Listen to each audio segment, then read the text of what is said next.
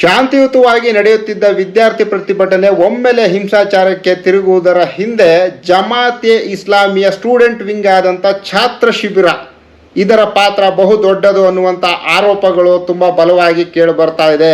ಇದೇ ಜಮಾತೆ ಇಸ್ಲಾಮಿ ರಾಜಕೀಯ ಪ್ರಾತಿನಿಧಿತ್ವವನ್ನು ಪಡೆಯಬೇಕು ಅಂತ ಅಮೆರಿಕ ಒಮ್ಮೆ ಪ್ರತಿಪಾದಿಸಿತ್ತು. ಕೊನೆಗೆ ಖುದ್ದು ಬಾಂಗ್ಲಾದೇಶ ಸುಪ್ರೀಂ ಕೋರ್ಟು ಈ ಮೀಸಲಾತಿಯನ್ನ ರದ್ದುಗೊಳಿಸುತ್ತೆ. ಜಮಾತೆ ಇಸ್ಲಾಮಿಯನ್ನ ಭಯೋತ್ಪಾದಕ ಸಂಘಟನೆ ಅಂತ ಬಾಂಗ್ಲಾದೇಶ ಸರ್ಕಾರ ಘೋಷಿಸುತ್ತೆ. ಮತ್ತೆ ಎಲ್ರಿಗೂ ನಮಸ್ಕಾರ.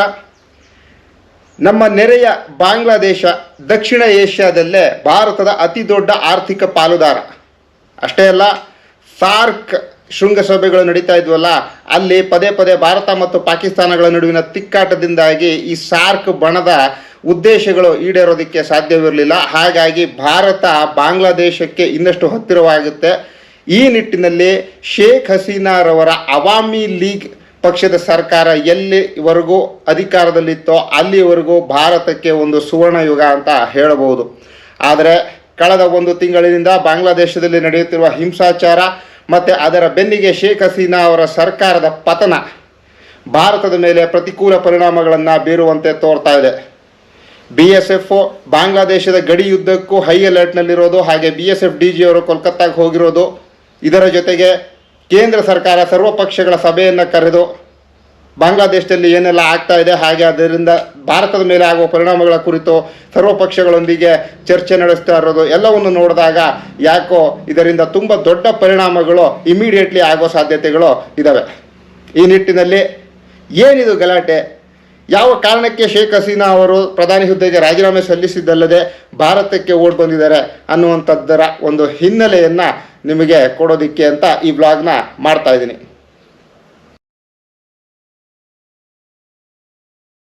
ಕಳೆದ 30ರಿಂದ 35 ವರ್ಷಗಳ ಬಾಂಗ್ಲಾದೇಶದ ರಾಜಕೀಯ ಇತಿಹಾಸವನ್ನು ಗಮನಿಸಿದಾಗ ಇಲ್ಲಿ ಎರಡು ರಾಜಕೀಯ ಪಕ್ಷಗಳು ಬಹಳ ಪ್ರಬಲವಾಗಿದ್ದಾವೆ. ಒಂದು ಅವಾಮಿ ಲೀಗು, ಇದರ ಮುಂದಾಳತ್ವ ಶೇಖ್ ಹಸೀನಾರದ್ದು. ಮತ್ತೊಂದು ಬಾಂಗ್ಲಾದೇಶ್ ನ್ಯಾಷನಲಿಸ್ಟ್ ಪಾರ್ಟಿ, ಇದರ ಮುಂದಾಳತ್ವ ಬೇಗಂ ಖಾಲಿದಾ ಜಿಯಾ ಅವರದ್ದು. ಈ ಬಾಂಗ್ಲಾದೇಶ್ ನ್ಯಾಷನಲಿಸ್ಟ್ ಪಾರ್ಟಿಯನ್ನು ಬೆಂಬಲಿಸ್ತಾ ಬಂದಿರೋದು ಜಮಾತೆ ಇಸ್ಲಾಮಿ ಎನ್ನುವಂಥ ಒಂದು ಇಸ್ಲಾಮಿಕ್ ಮೂಲಭೂತವಾದಿ ಸಂಘಟನೆ.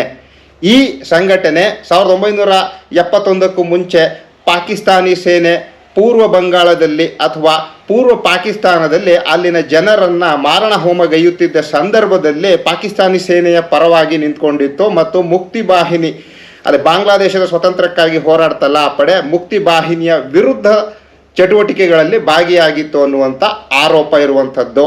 ಹಾಗಾಗಿ ಬಾಂಗ್ಲಾದೇಶ್ ನ್ಯಾಷನಲಿಸ್ಟ್ ಪಾರ್ಟಿ ಇದೆಯಲ್ಲ, ಇದು ಸಹಜವಾಗಿಯೇ ಆ್ಯಂಟಿ ಇಂಡಿಯನ್ ಸ್ಟ್ಯಾನ್ಸನ್ನು ಹೊಂದಿರುವಂಥದ್ದು ಹಾಗೂ ಪ್ರೋ ಪಾಕಿಸ್ತಾನ್ ಅಂದರೆ ಪಾಕಿಸ್ತಾನದ ಪರವಾದ ನಿಲುವನ್ನು ಹೊಂದಿರುವಂಥದ್ದು.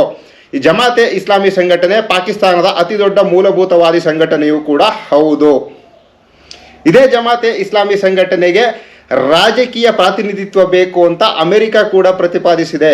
ಈ ಸಂಘಟನೆ ಎಷ್ಟು ಪವರ್ಫುಲ್ಲು ಅಂತಂದರೆ, ಯುರೋಪು ಅಮೆರಿಕಾದಲ್ಲಿ ನೆಲೆಸಿರುವಂತಹ ಅನಿವಾಸಿ ದಕ್ಷಿಣ ಏಷ್ಯಾದ ಜನರಿದಾರಲ್ಲ, ಅವರ ಮೂಲಕ ಅಲ್ಲಿನ ಸರ್ಕಾರಗಳನ್ನು ಕೂಡ ತನ್ನ ಸಂಪರ್ಕಕ್ಕೆ ಪಡೆಯುವಷ್ಟು ಪವರ್ಫುಲ್ ಆಗಿ ಬೆಳೆದಿದೆ.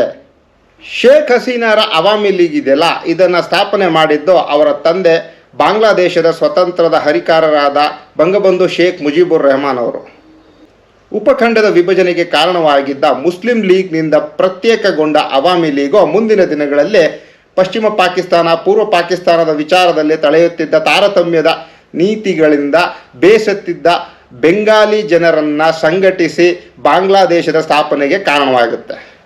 ಆ ಸಂದರ್ಭದಿಂದಲೇ ಅವಾಮಿ ಲೀಗು ಮತ್ತು ಬಾಂಗ್ಲಾದೇಶ್ ನ್ಯಾಷನಲ್ ಪಾರ್ಟಿ ಇವೆರಡರ ನಡುವೆ ರಾಜಕೀಯ ವೈರತ್ವ ನೆಲೆಸಿದೆ. ಈ ಎರಡೂ ಪಕ್ಷಗಳ ರಾಜಕೀಯ ವೈರತ್ವದ ನಡುವೆಯೇ ಬಾಂಗ್ಲಾದೇಶ ಕಳೆದ 50 ವರ್ಷಗಳಿಂದ ಸರ್ಕಾರಗಳ ಬದಲಾವಣೆಯನ್ನು ಕಂಡಿದೆ. ಹಾಗೆ ಅದೇ ಕಾಲಘಟ್ಟದಲ್ಲಿ ಸುಮಾರು 20 ಬಾರಿ ಬಾಂಗ್ಲಾದೇಶದ ಮಿಲಿಟರಿ ಅಲ್ಲಿನ ಸರ್ಕಾರವನ್ನು ಉರುಳಿಸಿ ತಾನು ಅಧಿಕಾರಕ್ಕೆ ಬರುವಂಥ ದಂಗೆಯ ಪ್ರಯತ್ನಗಳನ್ನು ಕೂಡ ಮಾಡಿದೆ.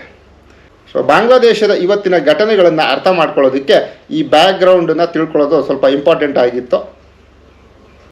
ಬಾಂಗ್ಲಾದೇಶದಲ್ಲಿ ಪಾಕಿಸ್ತಾನ ಸೇನೆಯ ಹಿಂಸಾಚಾರಗಳು ಘಟಿಸ್ತಾ ಇದ್ದಾಗ ಪಾಕಿಸ್ತಾನ ಸೇನೆಯಲ್ಲಿ ಅಧಿಕಾರಿಯಾಗಿದ್ದ ಜಿಯಾ ಉರ್ ರೆಹಮಾನ್ ರವರು ಮುಂದಿನ ದಿನಗಳಲ್ಲಿ ಬಾಂಗ್ಲಾದೇಶದ ಅಧ್ಯಕ್ಷರಾಗ್ತಾರೆ. ಇವರು ಸ್ಥಾಪಿಸಿದ ಪಕ್ಷ ಬಾಂಗ್ಲಾದೇಶ್ ನ್ಯಾಷನಲಿಸ್ಟ್ ಪಾರ್ಟಿ. ಇವರ ಮಡದಿಯಾದ ಬೇಗಂ ಖಾಲಿದಾ ಜಿಯಾ ಅವರು 91ರಿಂದ 96ರವರೆಗೆ ಬಾಂಗ್ಲಾದೇಶದ ಪ್ರಧಾನಿಯಾಗಿರ್ತಾರೆ.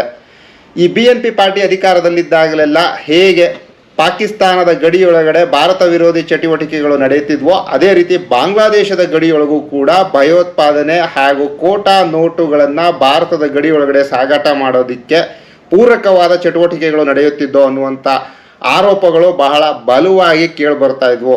ಅಷ್ಟೇ ಅಲ್ಲ, ಭಾರತದ ಈಶಾನ್ಯ ಪ್ರದೇಶದಲ್ಲಿ ಅಶಾಂತಿಯನ್ನು ಸೃಷ್ಟಿಸೋದಕ್ಕೆ ಭಾರತದ ವಿರೋಧಿ ಶಕ್ತಿಗಳ ಪ್ರಯತ್ನಗಳೆಲ್ಲವೂ ಬಾಂಗ್ಲಾದೇಶದ ಮೂಲಕವೇ ಸಾಗ್ತಾ ಇದೆ ಅನ್ನುವಂಥ ದೂರುಗಳು ಇದ್ವು. 96ರಿಂದ 2001ರ ನಡುವೆ ಅವಾಮಿ ಲೀಗು ಅಧಿಕಾರಕ್ಕೆ ಬರುತ್ತೆ ಬಾಂಗ್ಲಾದೇಶದಲ್ಲಿ. ಶೇಖ್ ಹಸೀನಾ ಅವರು ಪ್ರಧಾನಿಯಾಗ್ತಾರೆ. ಆ ಸಂದರ್ಭದಲ್ಲಿ ಭಾರತದೊಂದಿಗೆ ಮೈತ್ರಿಯ ಮಾತುಕತೆಗಳು ಚುರುಕನ್ನು ಪಡಿತವೆ. ಇದೇ ವೇಳೆ ಗಂಗಾ ನದಿಯ ನೀರು ಹಂಚಿಕೆಗೆ ಭಾರತ ಮತ್ತು ಬಾಂಗ್ಲಾದೇಶಗಳು ಸೈನ್ ಹಾಕ್ತವೆ. ಇಂಥ ಒಪ್ಪಂದಗಳ ಮೂಲಕ ಭಾರತ ಮತ್ತು ಬಾಂಗ್ಲಾದೇಶಗಳು ತಮ್ಮ ತಮ್ಮ ನಡುವೆ ಇರುವಂತಹ ಸಮಸ್ಯೆಗಳನ್ನು ಮಾತುಕತೆಯ ಮೂಲಕ ಪರಿಹರಿಸಿಕೊಳ್ಳೋದಕ್ಕೆ ಮುಂದಾಗ್ತವೆ. ಯಾವಾಗೆಲ್ಲ BNP ಪಾರ್ಟಿ ಅಧಿಕಾರದಲ್ಲಿರುತ್ತೋ ಜಮಾತೆ ಇಸ್ಲಾಮಿ ತುಂಬ ಬಲವನ್ನು ಪಡ್ಕೊಳ್ತಾ ಇರುತ್ತೆ. ಈ ಸಂದರ್ಭದಲ್ಲಿ ಅದರ ಬ್ರಾಂಚ್ಗಳು ಅನ್ನಬಹುದಾದಂಥ ರಜಾಕಾರ್ಗಳು, ಅಲ್ ಬದರ್, ಅಲ್ ಶಾಮ್ಸ್ ಮತ್ತು ಪೀಸ್ ಕಮಿಟಿ ಅನ್ನುವಂಥ ಮೂಲಭೂತವಾದಿ ಸಂಘಟನೆಗಳು ಬಾಂಗ್ಲಾದೇಶದಲ್ಲಿ ಬಲವನ್ನು ಪಡ್ಕೊಂಡಿರುತ್ತವೆ. ಈ ಮೂಲಕ ಪಾಕಿಸ್ತಾನ ಭಾರತ ವಿರೋಧಿ ಚಟುವಟಿಕೆಗಳನ್ನು ಭಾರತದ ಈಶಾನ್ಯ ಹಾಗೂ ಪೂರ್ವದ ಪ್ರದೇಶಗಳಲ್ಲಿ ಕೈಗೊಳ್ಳೋದಕ್ಕೆ ಬಾಂಗ್ಲಾದೇಶ ಒಂದು ಲಾಂಚ್ ಪ್ಯಾಡ್ ಥರ ಆಗಿಬಿಟ್ಟಿರುತ್ತೆ. 2006ರಲ್ಲಿ ಖಾಲಿದಾ ಜಿಯಾ ಅವರ ರಾಜಕೀಯ ಶಕ್ತಿ ಕ್ಷೀಣಿಸ್ತಾ ಬರುತ್ತೆ. 2009ರಿಂದ ಇಲ್ಲಿವರೆಗೂ ಶೇಖ್ ಹಸೀನಾ ಅವರು ನಿರಂತರ 15 ವರ್ಷಗಳ ಮಟ್ಟಿಗೆ ಪ್ರಧಾನಮಂತ್ರಿಯಾಗಿ ಮರು ಆಯ್ಕೆ ಆಗ್ತಾನೆ ಇರ್ತಾರೆ. 2024ರ ಜನವರಿಯಲ್ಲಿ ನಡೆದ ಚುನಾವಣೆಯಲ್ಲಿ ಶೇಖ್ ಹಸೀನಾರವರು ಭಾರಿ ಬಹುಮತದಿಂದ ಮತ್ತೆ ಆಯ್ಕೆ ಆಗ್ತಾರೆ ಪ್ರಧಾನಿ ಹುದ್ದೆಗೆ. ಈ ಚುನಾವಣೆಯಲ್ಲಿ ಖಾಲಿದಾ ಜಿಯಾರ BNP ಪಾರ್ಟಿ ಚುನಾವಣೆಯಲ್ಲಿ ಭಾಗಿಯಾಗೋದಿಲ್ಲ. ಇದಕ್ಕೆ ಅವ್ರು ಕೊಡೋ ಕಾರಣ ಏನು ಅಂತಂದರೆ, ಈ ಚುನಾವಣೆಗಳೆಲ್ಲವೂ ಅವಾಮಿ ಲೀಗ್ನ ಕೃಪಾಪೋಷಿತವಾಗಿ ನಡೀತಾ ಇದ್ದಾವೆ, ಹಾಗಾಗಿ ಇವು ನಿಷ್ಪಕ್ಷಪಾತವಾಗಿಲ್ಲ ಅಂತ. ಇದೇ ವೇಳೆ ಅವಾಮಿ ಲೀಗು BNP ಮೇಲೆ ಮಾಡಿದಂಥ ಆರೋಪ ಏನು ಅಂತಂದರೆ, BNP ಮತ್ತು ಅದರ ಕೃಪಾಪೋಷಿತ ಸಂಘಟನೆಗಳು ದೇಶಾದ್ಯಂತ ಹಿಂಸಾಚಾರಕ್ಕೆ ಪ್ರೇರಣೆ ಕೊಡ್ತಿರೋದ್ರಿಂದ ದೇಶದಲ್ಲಿ ಅಶಾಂತಿಯ ವಾತಾವರಣ ಸೃಷ್ಟಿಸುವಂಥ ಪ್ರಯತ್ನಗಳು ನಡೀತಾ ಇದ್ದಾವೆ ಅಂತ. ಈ ಆರೋಪ ಪ್ರತ್ಯಾರೋಪಗಳ ನಡುವೆ ಅಧಿಕಾರಕ್ಕೆ ಬಂದ ಶೇಖ್ ಹಸೀನಾರವರ ಸರ್ಕಾರಕ್ಕೆ ಮುಗ್ಗಲ ಮುಳ್ಳಾಗಿದ್ದು ಒಂದು ರಿಸರ್ವೇಷನ್ನ ವಿಚಾರ. ಏನಪ್ಪ ಈ ರಿಸರ್ವೇಷನ್ನು ಅಂತಂದರೆ, ಬಾಂಗ್ಲಾದೇಶದ ಸ್ವತಂತ್ರ ಹೋರಾಟದಲ್ಲಿ ಭಾಗಿಯಾಗಿದ್ದವರ ಸಂಬಂಧಿಗಳಿಗೆ ಅಲ್ಲಿನ ಸರ್ಕಾರಿ ಹುದ್ದೆಗಳಲ್ಲಿ 30% ರಿಸರ್ವೇಷನ್ ಕೊಡಬೇಕು ಅನ್ನುವಂಥದ್ದು. ಈ ರಿಸರ್ವೇಷನ್ನ 1972ರಲ್ಲಿ ಬಾಂಗ್ಲಾದೇಶ ಉದಯಿಸಿದ ಮಾರನೇ ವರ್ಷ ಆವಾಗ ಅಧ್ಯಕ್ಷರಾಗಿದ್ದ ಶೇಖ್ ಮುಜಿಬುರ್ ರೆಹಮಾನ್ ರವರು ತಂದಿರ್ತಾರೆ. ಆವಾಗ ಸ್ವತಂತ್ರ ಹೋರಾಟದಲ್ಲಿ ಭಾಗಿಯಾಗಿದ್ದವರಿಗೆಲ್ಲ ಸರ್ಕಾರಿ ಹುದ್ದೆಗಳು ಸಿಗಲಿ ಅನ್ನುವಂಥ ಉದ್ದೇಶದಿಂದ. ಆದರೆ 2018ರ ಹೊತ್ತಿಗೆ ಬಾಂಗ್ಲಾದೇಶದ ಜನಸಂಖ್ಯೆ ವಿಪರೀತ ಆಗಿ ಸ್ವತಂತ್ರ ಬಂದು 47 ವರ್ಷಗಳು ಆಗೋಗಿರ್ತವೆ. ಇದರ ಜೊತೆಯಲ್ಲಿ ಆ ಸ್ವತಂತ್ರ ಹೋರಾಟದಲ್ಲಿ ಭಾಗಿಯಾಗಿದ್ದವರೆಲ್ಲ ಬಹುತೇಕ ಸತ್ತೋಗಿರ್ತಾರೆ. ಇನ್ನು ಇಂದಿನ ಸ್ಥಿತಿಗತಿಗಳನ್ನು ಪರಿಗಣಿಸಿ ದೇಶದಲ್ಲಿ ನಿರುದ್ಯೋಗ ಹೆಚ್ಚಾಗಿರುವ ಕಾರಣ ಈ 30% ಮೀಸಲಾತಿಯನ್ನು ತೆಗೆದುಹಾಕಬೇಕು ಅನ್ನುವಂಥ ಕೂಗುಗಳು ಜೋರಾಗ್ತವೆ. ಆಗ ಕೂಡಲೇ ಎಚ್ಚೆತ್ತುಕೊಂಡ ಶೇಖ್ ಹಸೀನಾ ಸರ್ಕಾರ ಈ ಮೀಸಲಾತಿಯನ್ನು ತೆಗೆದುಹಾಕುತ್ತೆ. ಸರ್ಕಾರಿ ಹುದ್ದೆಗಳಲ್ಲಿ ಫಸ್ಟ್ ಗ್ರೇಡು ಮತ್ತು ಸೆಕೆಂಡ್ ಗ್ರೇಡ್ ಕೆಲಸಗಳಿರ್ತಾವಲ್ಲ, ಅದರಲ್ಲಿ ಇಮಿಡಿಯೇಟ್ಲಿ ಮೀಸಲಾತಿಯನ್ನು ತೆಗೆದುಹಾಕ್ಬಿಡುತ್ತೆ. ಆದರೆ ಗ್ರೇಡ್ 3 ಮತ್ತು ಗ್ರೇಡ್ 4 ಹುದ್ದೆಗಳಿರ್ತಾವಲ್ಲ, ಈ ಹುದ್ದೆಗಳಿಗೆ ಇದ್ದಂಥ ಮೀಸಲಾತಿಯನ್ನು ಮುಂದುವರಿಸಲಾಗುತ್ತೆ. ಅದಾಗಲೇ ಸರ್ಕಾರಿ ಕೆಲಸಗಳಿಗೆ 56%ನಷ್ಟು ಮೀಸಲಾತಿ ಇರುತ್ತೆ, ಈ 30% ಮೀಸಲಾತಿನೂ ಸೇರಿಕೊಂಡು. ಹೀಗಾಗಿ ಜನರು ಆಕ್ರೋಶಗೊಳ್ತಾರೆ ಸರ್ಕಾರದ ವಿರುದ್ಧ. ಯಾವ ಮೀಸಲಾತಿ ಅಂತ ಈಗ ಕಳೆದ 1.5 ತಿಂಗಳಿಂದ ಬಾಂಗ್ಲಾದೇಶ ಹೊತ್ತಿ ಉರಿತಾ ಇದೆಯೋ, ಆ್ಯಕ್ಚುಲಿ ಆ ಮೀಸಲಾತಿಯನ್ನು ಶೇಖ್ ಹಸೀನಾ ನೇತೃತ್ವದ ಬಾಂಗ್ಲಾದೇಶ ಸರ್ಕಾರ ರದ್ದು ಮಾಡಿರುತ್ತೆ. ಈ ರದ್ದತಿಯನ್ನು ಪ್ರಶ್ನಿಸಿ ಹೈಕೋರ್ಟ್ನಲ್ಲಿ ಮೇಲ್ಮನವಿ ಸಲ್ಲಿಸಿದಾಗ ಆ ಹೈಕೋರ್ಟು ಸರ್ಕಾರದ ಈ ನಡೆಗೆ ತಡೆಯನ್ನು ಒಡ್ಡುತ್ತೆ. ಇದರ ವಿರುದ್ಧ ಸುಪ್ರೀಂ ಕೋರ್ಟ್ನಲ್ಲಿ ವಿಚಾರಣೆ ಶುರುವಾಗುತ್ತೆ. ಆದರೆ ಹೈಕೋರ್ಟ್ ನಿರ್ಧಾರದಿಂದ ಬಾಂಗ್ಲಾದೇಶದಲ್ಲಿ ವಿದ್ಯಾರ್ಥಿಗಳು ಬೇಸತ್ತು ಶಾಂತಿಯುತವಾಗಿ ಪ್ರತಿಭಟನೆಯನ್ನು ಆರಂಭಿಸಿರ್ತಾರೆ. ಆದರೆ ಈ ಪ್ರತಿಭಟನೆ ಹಿಂಸಾರೂಪ ತಾಳೋದು ಯಾವಾಗ ಅಂದರೆ, ಈ ಜಮಾತೆ ಇಸ್ಲಾಮಿ ಕೃಪಾಪೋಷಿತ ಮೂಲಭೂತವಾದಿ ಸಂಘಟನೆಗಳು ಹಾಗೂ ಬಾಂಗ್ಲಾದೇಶ್ ನ್ಯಾಷನಲಿಸ್ಟ್ ಪಾರ್ಟಿಯ ಒಂದಷ್ಟು ಫ್ರಿಂಜ್ ಎಲಿಮೆಂಟ್ಗಳು ಸೇರಿಕೊಂಡಾಗ. ಶಾಂತಿಯುತವಾಗಿ ನಡೆಯುತ್ತಿದ್ದ ವಿದ್ಯಾರ್ಥಿ ಪ್ರತಿಭಟನೆ ಒಮ್ಮೆಲೆ ಹಿಂಸಾಚಾರಕ್ಕೆ ತಿರುಗುವುದರ ಹಿಂದೆ ಜಮಾತೆ ಇಸ್ಲಾಮಿಯ ಸ್ಟೂಡೆಂಟ್ ವಿಂಗ್ ಆದಂಥ ಛಾತ್ರ ಶಿಬಿರ ಇದರ ಪಾತ್ರ ಬಹು ದೊಡ್ಡದು ಅನ್ನುವಂಥ ಆರೋಪಗಳು ತುಂಬ ಬಲವಾಗಿ ಕೇಳಿ ಬರ್ತಾ ಇದೆ.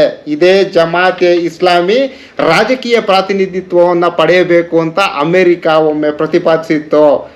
ಅದು ಅಲ್ಲದೆ 2024 ಜನವರಿಯಲ್ಲಿ ನಡೆದ ಈ ಚುನಾವಣೆ ಇತ್ತಲ್ಲ ಬಾಂಗ್ಲಾದೇಶದಲ್ಲಿ, ಈ ಚುನಾವಣೆಯ ಹಿಂದೆ ರೂಲಿಂಗ್ ಪಾರ್ಟಿ ಏನೋ ಮಸಲತ್ ಮಾಡಿದೆ ಅಂತ ಆಪಾದನೆ ಮಾಡಿದವರಲ್ಲಿ ಅಮೆರಿಕ ಮತ್ತು ಬ್ರಿಟನ್ ಕೂಡ ಇದ್ವು.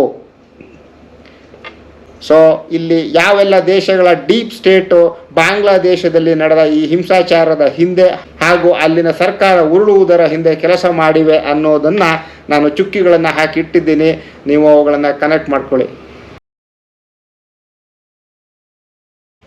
ಈ ಪ್ರತಿಭಟನೆಯನ್ನು ಎಣೆಯಾಗಿಟ್ಟುಕೊಂಡ ಶೇಖ್ ಹಸೀನಾರ ವಿರೋಧಿಗಳು ಹೀಗೆ ಹಿಂಸಾಚಾರಕ್ಕೆ ಕುಮ್ಮಕ್ಕನ್ನು ಕೊಟ್ಬಿಡ್ತಾರೆ. ಕೊನೆಗೆ ಖುದ್ದು ಬಾಂಗ್ಲಾದೇಶ ಸುಪ್ರೀಂ ಕೋರ್ಟು ಈ ಮೀಸಲಾತಿಯನ್ನು ರದ್ದುಗೊಳಿಸುತ್ತೆ. 30% ಇದ್ದಂಥ ಮೀಸಲಾತಿ, ಈ ಸ್ವತಂತ್ರ ಹೋರಾಟಗಾರರಿಗೆ 30% ಮೀಸಲಾತಿ ಇತ್ತಲ್ಲ, ಅದನ್ನು ಕ್ವಾಶ್ ಮಾಡಿ ಅವ್ರಿಗೆ 5% ಮೀಸಲಾತಿ ಕೊಡಿ ಸ್ವತಂತ್ರ ಹೋರಾಟಗಾರರ ಸಂಬಂಧಿಕರಿಗೆ, ಇನ್ನೊಂದು 2% ದಿವ್ಯಾಂಗಿಗಳು ಹಾಗೂ ಇತರ ಅಶಕ್ತರಿಗೆ ಕೊಡೋಣ, ಇನ್ನು ಮಿಕ್ಕ 93% ಉದ್ಯೋಗಗಳು ಇರ್ತಾವಲ್ಲ ಅವೆಲ್ಲವನ್ನು ಮೆರಿಟ್ ಬೇಸ್ಡ್ ರಿಕ್ರೂಟ್ಮೆಂಟ್ ಅಂದರೆ ಅರ್ಹತೆಯ ಆಧಾರದಲ್ಲಿ ಮಾಡಿಕೊಳ್ಳೋಣ ಅಂತ ತೀರ್ಪನ್ನು ಕೊಡುತ್ತೆ. ಸರಿ, ಇನ್ನೇನು ಮತ್ತೆ ವಿದ್ಯಾರ್ಥಿಗಳು ಕೇಳ್ತಾ ಇದ್ದದಕ್ಕಿಂತ ಇನ್ನೂ ಉತ್ತಮವಾದ ತೀರ್ಪನ್ನೇ ಖುದ್ದು ಸುಪ್ರೀಂ ಕೋರ್ಟು ಕೊಟ್ಬಿಡ್ತಲ್ಲ. ಅಷ್ಟೆಲ್ಲ ಆದರೂ ಕೂಡ ಈ ತೀರ್ಪು ಜುಲೈ 21ನೇ ತಾರೀಕು ಬಂದರೂ ಕೂಡ ಈ ಪ್ರತಿಭಟನೆ ಇನ್ನೂ ಮುಂದುವರಿಯುತ್ತೆ. ಶೇಖ್ ಹಸೀನಾ ಇಮಿಡಿಯೇಟ್ ಆಗಿ ರಾಜೀನಾಮೆಯನ್ನು ಕೊಡಬೇಕು. ಹಾಗೆ ಈ ಪ್ರತಿಭಟನೆಯಲ್ಲಿ ಹಿಂಸಾಚಾರಕ್ಕೆ ಕಾರಣರಾಗಿದ್ದವರನ್ನು ಅವರ ಸರ್ಕಾರ ಬಂಧಿಸಿರುತ್ತೆ. ಅವ್ರನ್ನ ಬಿಡುಗಡೆ ಮಾಡಬೇಕು ಅಂತೆಲ್ಲ ಡಿಮ್ಯಾಂಡ್ಗಳು ಕೇಳಿಬರೋದಕ್ಕೆ ಶುರು ಮಾಡ್ತವೆ. ಆಗಸ್ಟ್ 1, 2024 ವೇಳೆಗೆ ಜಮಾತೆ ಇಸ್ಲಾಮಿಯನ್ನು ಭಯೋತ್ಪಾದಕ ಸಂಘಟನೆ ಅಂತ ಬಾಂಗ್ಲಾದೇಶ ಸರ್ಕಾರ ಘೋಷಿಸುತ್ತೆ. ಮತ್ತು ಈ ಪ್ರತಿಭಟನೆಯ ನೆವದಲ್ಲಿ ಹಿಂಸಾಚಾರಕ್ಕೆ ಕಾರಣರಾದವರನ್ನು ಕ್ರ್ಯಾಕ್ ಡೌನ್ ಮಾಡೋದಕ್ಕೂ ಶುರು ಮಾಡುತ್ತೆ. ಆದರೆ ಅಷ್ಟೊತ್ತಿಗಾಗಲೇ ಪರಿಸ್ಥಿತಿ ಕೈ ಮೀರಿ ಹೋಗ್ಬಿಟ್ಟಿರುತ್ತೆ. ಪ್ರತಿಭಟನಾಕಾರರು ಪ್ರಧಾನಿಯ ಮನೆಯ ಹತ್ತಿರವೇ ಸೇರ್ಕೊಂಡ್ಬಿಟ್ಟಿರ್ತಾರೆ. ಇದರಿಂದ ಶೇಖ್ ಹಸೀನಾಗೆ ಇನ್ಯಾವುದೇ ಮಾರ್ಗ ಕಾಣದೆ ಅವರು ಪ್ರಧಾನಿ ಹುದ್ದೆಗೆ ರಾಜೀನಾಮೆಯನ್ನು ಕೊಟ್ಟು ಭಾರತಕ್ಕೆ ಬಂದ್ಬಿಡ್ತಾರೆ. ಯಾವಾಗ ಇವೆಲ್ಲ ಶಕ್ತಿಗಳು ಇಲ್ಲಿ ಒಗ್ಗೂಡ್ತವೋ ಆ ಪ್ರತಿಭಟನೆ ಹಿಂಸಾಚಾರಕ್ಕೆ ತಿರುಗುತ್ತೆ. ಹಿಂದೂಗಳನ್ನು ಗುರಿಯಾಗಿಸಿ ಕೊಲೆಗೈಯಲಾಗುತ್ತೆ, ಹಾಗೆ ಅಮಾಯಕ ವಿದ್ಯಾರ್ಥಿಗಳನ್ನು ಕೂಡ ಗುರಿಯಾಗಿಸಿ ಕೊಲೆಗೈಯಲಾಗುತ್ತೆ. ಈ ಎಲ್ಲ ಅತ್ಯಾಚಾರಗಳನ್ನು ಸರ್ಕಾರದ ಮೇಲೆ ಅಲ್ಲಿನ ವಿರೋಧ ಪಕ್ಷಗಳು ಹೊರಿಸೋದಕ್ಕೆ ಶುರು ಮಾಡ್ತವೆ. ಹೇಳಿದಾಗೆ ಈ ಜಮಾತೆ ಇಸ್ಲಾಮಿ ಸಂಘಟನೆ ಪಾಕಿಸ್ತಾನ ಕೃಪಾಪೋಷಿತ ಸಂಘಟನೆ ಆಗಿದೆ. ಹಾಗೆ ಅಮೆರಿಕಾದ ಪರೋಕ್ಷ ಬೆಂಬಲವೂ ಇದೆ. 1971 ಯುದ್ಧದಲ್ಲಿ ಭಾರತದ ಪರವಾಗಿ ಸೋವಿಯತ್ ರಷ್ಯಾ ನಿಂತಿದ್ದರೆ ಪಾಕಿಸ್ತಾನದ ಪರವಾಗಿ ಅಮೆರಿಕ ನಿಂತಿತ್ತು. ಇನ್ಫ್ಯಾಕ್ಟ್ ಅದರಲ್ಲಿ ನೇರವಾಗಿ ಭಾರತಕ್ಕೆ ಧಮಕಿನೂ ಹಾಕಿತ್ತು ಅಮೆರಿಕ ಅನ್ನೋದನ್ನು ನಾವು ಇಲ್ಲಿ ಸ್ಮರಿಸಬೇಕು. ಇದೇ ಜಮಾತೆ ಇಸ್ಲಾಮಿ ಅವತ್ತಿನ ಸಂದರ್ಭದಲ್ಲಿ ಪಾಕಿಸ್ತಾನ ಸೇನೆಯ ಪರವಾಗಿ ನಿಂತಿತ್ತು. ಸೊ ನೋಡಿ ಚುಕ್ಕಿಗಳು ಎಲ್ಲಿಂದ ಎಲ್ಲಿಗೆ ನಾವು ಹಾಕ್ಕೊಂಡು ಕನೆಕ್ಟ್ ಮಾಡ್ಕೋಬಹುದು ಅಂತ. ಸೊ ಇದರಿಂದ ನಾವು ಅರ್ಥ ಮಾಡ್ಕೋಬಹುದು ಬಾಂಗ್ಲಾದೇಶದಲ್ಲಿ ಈ ತಿಂಗಳು ಘಟಿಸಿದಂಥ ಬೆಳವಣಿಗೆಗಳು ಭಾರತಕ್ಕೆ ಎಷ್ಟು ಮಾರಕವಾಗಿದ್ದಾವೆ, ಎಷ್ಟು ತೊಂದರೆದಾಯಕವಾಗಿದ್ದಾವೆ ಅಂತ.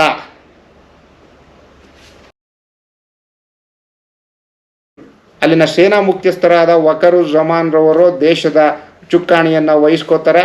ಹಾಗೆ ಎಲ್ಲ ಪಾರ್ಟಿಗಳಿಂದ ಇನ್ಕ್ಲೂಡಿಂಗ್ ಬಾಂಗ್ಲಾದೇಶ್ ನ್ಯಾಷನಲಿಸ್ಟ್ ಪಾರ್ಟಿಯನ್ನು ಸೇರಿಸ್ಕೊಂಡು ಎಲ್ಲ ಪಕ್ಷಗಳಿಂದ ಪ್ರತಿನಿಧಿಗಳನ್ನು ಕರೆಯಿಸಿ ಮಧ್ಯಂತರ ಸರ್ಕಾರವನ್ನು ರಚನೆ ಮಾಡೋದಕ್ಕೆ ಮುಂದಾಗ್ತಾರೆ.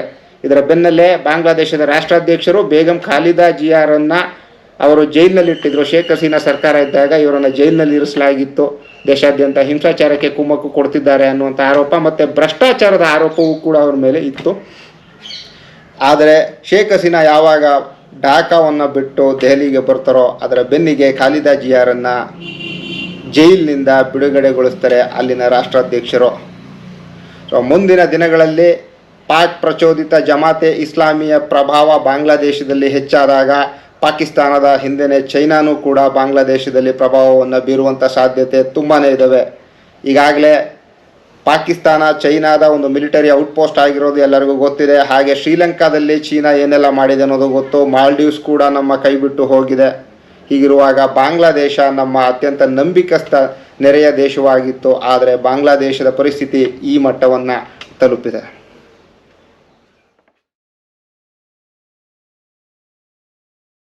ಬಾಂಗ್ಲಾದೇಶದಲ್ಲಿನ ಈ ರಾಜಕೀಯ ಬೆಳವಣಿಗೆ ಭಾರತಕ್ಕೆ ಭದ್ರತೆ ಮತ್ತು ಆರ್ಥಿಕತೆಯ ದೃಷ್ಟಿಕೋನದಿಂದ ಬಹಳ ದೊಡ್ಡ ಹೊಡೆತ.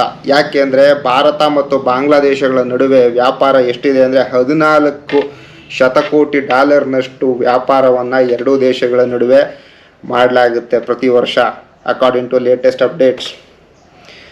ಇದರ ಬೆನ್ನಲ್ಲೇ ಎರಡೂ ದೇಶಗಳ ನಡುವೆ ಮುಕ್ತ ವ್ಯಾಪಾರದ ಒಪ್ಪಂದವನ್ನು ಅಂದರೆ ಫ್ರೀ ಟ್ರೇಡ್ ಅಗ್ರಿಮೆಂಟನ್ನು ಮಾಡ್ಕೊಳ್ಳೋದಕ್ಕೂ ಕೂಡ ಮಾತುಕತೆಗಳು ನಡೀತಾ ಇರ್ತವೆ.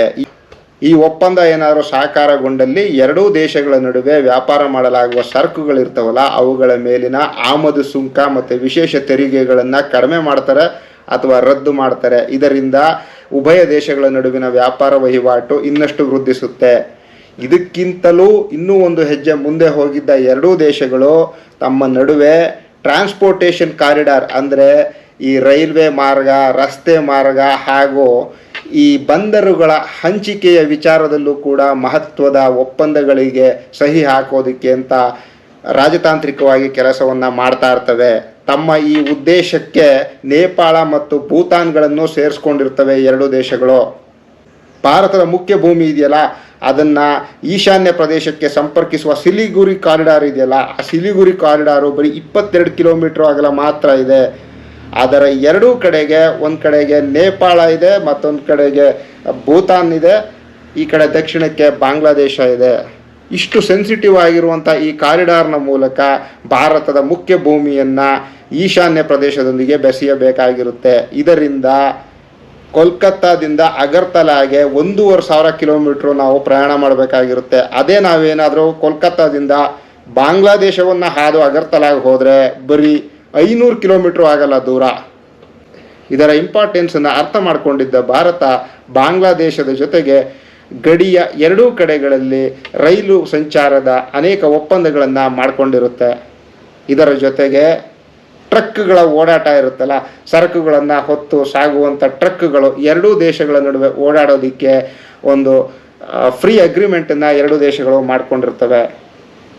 ಇದರಿಂದ ಕೋಲ್ಕತ್ತಾದಿಂದ ಅಗರ್ತಲಾಗೆ ತಲುಪಿಸಬೇಕಾದ ಸರಕನ್ನು ಬರೀ 500 ಕಿಲೋಮೀಟರ್ ಒಳಗಿನ ಅಂತರವನ್ನು ಕ್ರಮಿಸಿ ಒಂದು ದಿನದಲ್ಲಿ ತಲುಪಿಸ್ಬೋದಾಗಿರುತ್ತೆ. ಇಲ್ಲವಾದಲ್ಲಿ ಕೋಲ್ಕತ್ತಾದಿಂದ ಈ ಸಿಲಿಗುರಿ ಕಾರಿಡಾರ್ನ ಬಳಸ್ಕೊಂಡು 1,500 ಕಿಲೋಮೀಟರ್ ತನಕ ಹೋಗಬೇಕು ಗೂಡ್ಸ್ ರೈಲ್ನಲ್ಲಿ ಅಂತಂದರೆ ಆಲ್ಮೋಸ್ಟ್ ನಮಗೆ 3 ದಿನ ಬೇಕಾಗುತ್ತೆ. ಇದೇ ರೀತಿ ಟ್ರಕ್ಗಳು ಹೋಗೋ ಥರನೇ ರೈಲುಗಳನ್ನು ಕೂಡ ವಯಾ ಬಾಂಗ್ಲಾದೇಶ ಭಾರತದ ಮುಖ್ಯ ಭೂಮಿಯಿಂದ ಈಶಾನ್ಯ ಪ್ರದೇಶಕ್ಕೆ ಕನೆಕ್ಟ್ ಮಾಡಬೇಕು ಅನ್ನುವಂಥ ಮಹತ್ವಾಕಾಂಕ್ಷೆಯ ಯೋಜನೆಗಳನ್ನು ಭಾರತ ಹಮ್ಮಿಕೊಂಡಿರುತ್ತೆ. ಇದಕ್ಕೋಸ್ಕರ ಅಂತಲೇ ಬಾಂಗ್ಲಾದೇಶ್, ಭೂತಾನ್, ಇಂಡಿಯಾ, ನೇಪಾಳ್ BBIN ಅನ್ನುವಂಥ ಒಂದು ಬಣವನ್ನು ರಚನೆ ಮಾಡೋದಕ್ಕೆ ಎರಡೂ ದೇಶಗಳು ಬಹಳ ಆಸಕ್ತಿಯನ್ನು ತೋರಿಸಿರ್ತವೆ. ಇದರಿಂದ ಬಾಂಗ್ಲಾದೇಶಕ್ಕೂ ಕೂಡ ತುಂಬ ಅನುಕೂಲ ಆಗ್ತಾ ಇತ್ತು. ಯಾಕೆ ಅಂತಂದರೆ ಬಾಂಗ್ಲಾದೇಶದಲ್ಲಿ ವಿದ್ಯುತ್ ಉತ್ಪಾದನೆ ಭಾಳ ಕಡಿಮೆ ಇದೆ. ಅದೇ ನೇಪಾಳದಲ್ಲಿ ಹೆಚ್ಚಿನ ಪ್ರಮಾಣದಲ್ಲಿ ವಿದ್ಯುತ್ತನ್ನು ಉತ್ಪಾದನೆ ಮಾಡಲಾಗುತ್ತೆ. ನೇಪಾಳ ತನ್ನ ಉಪಯೋಗಕ್ಕೆ ಬೇಕಾದಷ್ಟನ್ನು ಇಟ್ಟುಕೊಂಡು ಹೆಚ್ಚುವರಿಯಾದಂಥ ವಿದ್ಯುತ್ತನ್ನು ಬಾಂಗ್ಲಾದೇಶದಂಥ ದೇಶಗಳಿಗೆ ಹಾಗೂ ಭಾರತಕ್ಕೂ ಕೂಡ ಪೂರೈಕೆ ಮಾಡೋದಕ್ಕೆ ಅಂತ ಒಂದು ಸಾಮಾನ್ಯ ಗ್ರಿಡ್ಡನ್ನು ಕೂಡ ಮಾಡಿಕೊಳ್ಳೋಣ ಅನ್ನುವಂಥ ಆಲೋಚನೆಗಳೆಲ್ಲ ಈ 4 ದೇಶಗಳ ನಡುವೆ ಇರ್ತವೆ. ಈ BBIN ಇನಿಷಿಯೇಟಿವ್ ಇದೆಯಲ್ಲ ಇದನ್ನು ಆ್ಯಕ್ಚುಲಿ ಸಾರ್ಕ್ ಮಟ್ಟದಲ್ಲಿ ಮಾಡಬೇಕು ಅನ್ನೋದು ಭಾರತದ ಆಲೋಚನೆ ಆಗಿರುತ್ತೆ. ಆದರೆ ಯಾವಾಗಲೂ ಪಾಕಿಸ್ತಾನದೊಂದಿಗೆ ಸಂಬಂಧ ಚೆನ್ನಾಗಿಲ್ಲದೆ ಇದ್ದಂಥ ಕಾರಣ ಯಾಕೋ ಸಾರ್ಕ್ ಒಕ್ಕೂಟ ಐತಲ್ಲ ಅದು ಕೆಲಸ ಮಾಡ್ತಿಲ್ಲ ಅನಿಸಿ ಬಾಂಗ್ಲಾದೇಶವನ್ನು ಒಳಗೊಂಡು ಈ BBIN ಇನಿಷಿಯೇಟಿವ್ನ ಭಾರತ ತುಂಬ ಸೀರಿಯಸ್ ಆಗಿ ತಗೊಂಡಿರುತ್ತೆ.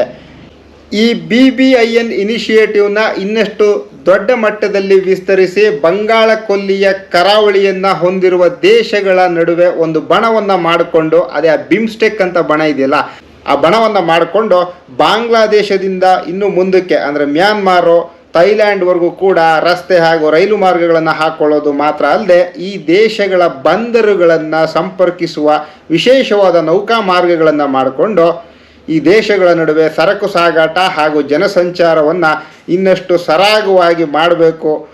ಆ ಮೂಲಕ ಭಾರತ ದಕ್ಷಿಣ ಏಷ್ಯಾ ಮತ್ತು ಈಶಾನ್ಯ ಏಷ್ಯಾದಲ್ಲಿ ಒಂದು ಪ್ರಭಾವಿ ದೇಶವಾಗಿ ಬೆಳಿಬೇಕು ಅನ್ನುವಂಥ ನಮ್ಮ ಆಶಯಕ್ಕೆ ಬಾಂಗ್ಲಾದೇಶದ ಈ ರಾಜಕೀಯ ಬೆಳವಣಿಗೆ ಬಹಳ ದೊಡ್ಡ ಪೆಟ್ಟನ್ನು ಕೊಟ್ಟಿದೆ. ಇದೇ ರೀತಿಯ ಇನ್ನಷ್ಟು ಮಾಹಿತಿಪೂರ್ಣವಾದ ಕಂಟೆಂಟಿಗೆ ದಯವಿಟ್ಟು ನನ್ನ ಯೂಟ್ಯೂಬ್ ಚಾನಲ್ ಹೇಮಲೋಕವನ್ನು ಸಬ್ಸ್ಕ್ರೈಬ್ ಮಾಡಿ ನನ್ನನ್ನು ಬೆಂಬಲಿಸಿ. ನಮಸ್ಕಾರ.